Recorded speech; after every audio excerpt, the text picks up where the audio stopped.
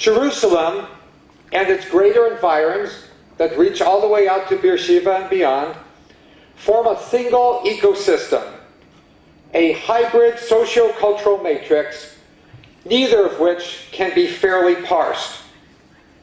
The solution to this dilemma is to let two states drink from a single American glass, for Israel and Palestine to join the U.S. Now, America is no heaven. It has known wars and even a civil war. But its constitutional idea is that separate political communities can voluntarily share their sovereignty to become part of a larger sovereignty. I believe that following this peaceful path, Israel and Palestine can join the American experiment. The American flag contains 50 stars. It has changed 26 times since 1777, when we began with but 13. When President Obama was born, his state had been part of the United States for only 2 years.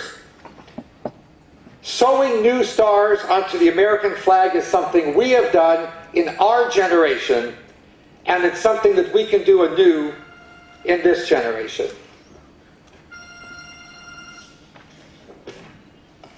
It is time for a new form of American involvement in the Middle East, an involvement that successfully addresses the underlying problem of two sovereignties in one geography.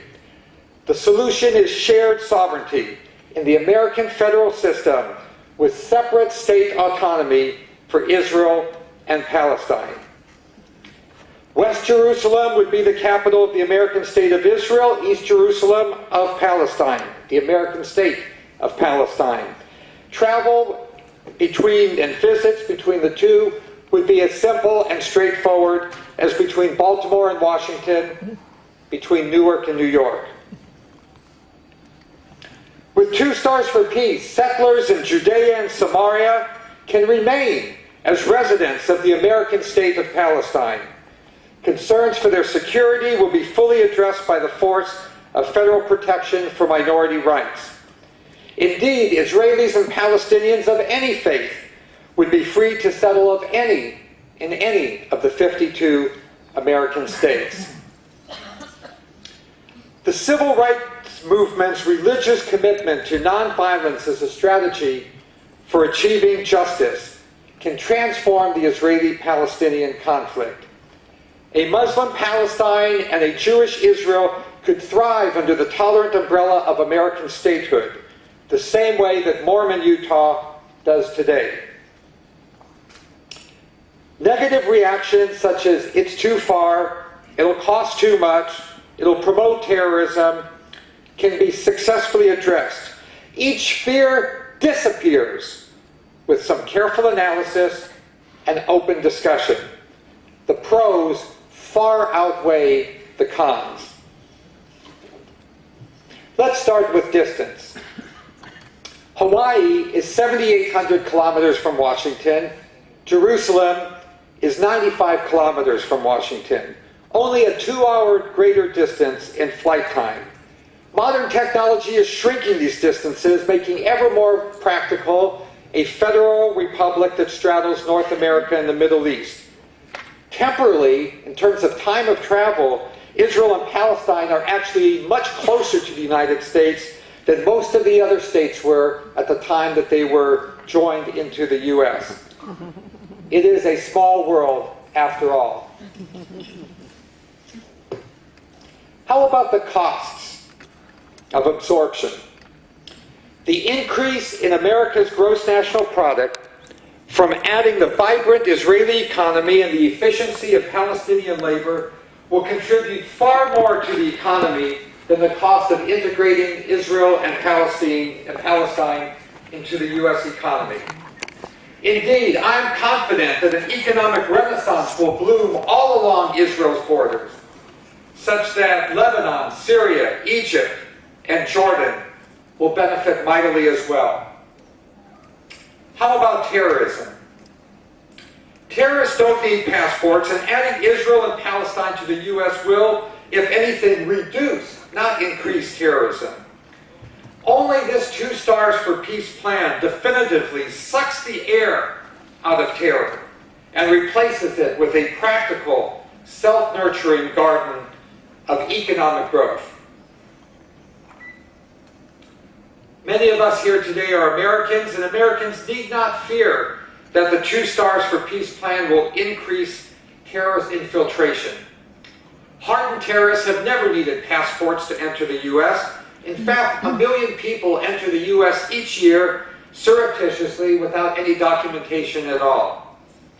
Terrorists won't need a Ramallah to New York flight to suddenly gain access to the U.S. This is not a realistic fear. Israel, of course, must be concerned first and foremost with its security and its identity. The status quo endangers both, as weapons of mass destruction become ever more portable and as demographics begin to make Jews a minority in our own land. The 2 Stars plan solves both of these issues by making Israeli security part and parcel of American security, and a free, secure Palestine that is part of the United States will be such a great magnet for Palestinian peoples that this will help more than any other single concept to ensure a Jewish majority in an American state of Israel for a very, very, very long time to come. From realizing national aspirations to achieving economic security, Palestinians will be one of the greatest beneficiaries of the 2 Stars for Peace plan. Of course, a minority of Palestinians, as well as a minority of Israelis, will oppose any sort of change. Fortunately, it only takes a majority in order for change to occur in each of Israel and Palestine. You know, a minority of Texans and Californians vigorously opposed adding those republics into the United States. Subsequently, after the majority voted in favor, what did the minority do? Opened restaurants, hotels, ranches, farms. The leaders of terrorist groups are, in my opinion, mostly horribly warped entrepreneurs. The 2 Stars for Peace plan will offer them so many ways to get fulfilled legally and safely that all but the most warped souls will see the light. The 2 Stars plan will also give Arab leaders from Saudi Arabia to Egypt reason to celebrate. It would add to their people's greatness while taking nothing from them away. Regional stability, expansion of pan-Arab influence, and a better quality of life for Palestinians are 3 independent reasons why the Arab world will support Palestinian statehood in the U.S. The European Union might have some concerns, but geography does not imply hegemony, and I don't think that Jews can trust their survival to Europe. Israel and Palestine could in any event not become part of the European Union because its charter limits membership to European countries, which by general convention and international agreement include Russia, but not Israel. The U.S. Constitution includes no such geographic limitation.